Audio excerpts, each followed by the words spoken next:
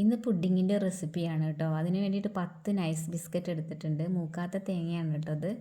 നമുക്കിത് തിന്നാൻ പാകത്തിനുള്ള തേങ്ങയാണ്, അരയ്ക്കാനുള്ള മൂപ്പായിട്ടില്ല കേട്ടോ. പിന്നെ 3 മുട്ട എടുത്തിട്ടുണ്ട്, 2 റോബസ്റ്റ പഴം എടുത്തിട്ടുണ്ട്.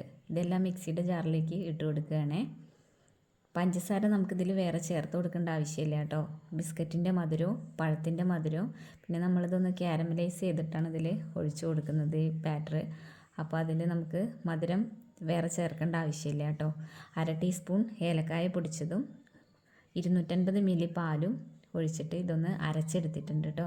പിന്നെ ഒരു പാൻ അടുപ്പത്ത് വെച്ച് 4 ടീസ്പൂൺ പഞ്ചസാര ചേർത്ത് 2 ടീസ്പൂൺ വെള്ളം ഒഴിച്ചിട്ട് ഇതൊന്ന് കാരമൽ റെഡിയാക്കി എടുത്തിട്ടുണ്ട്. ഇത് നമ്മൾ കേക്ക് ഉണ്ടാക്കുന്ന ടിന്നിൽ ഒഴിച്ച് കൊടുത്തിട്ട് എല്ലായിടത്തും ഒന്ന് സ്പ്രെഡ് ചെയ്ത് കൊടുത്തിട്ട് അരച്ച് വെച്ച കൂട്ട് നമ്മളിതിലേക്കൊന്ന് ഒഴിച്ച് കൊടുക്കുന്നുണ്ടേ.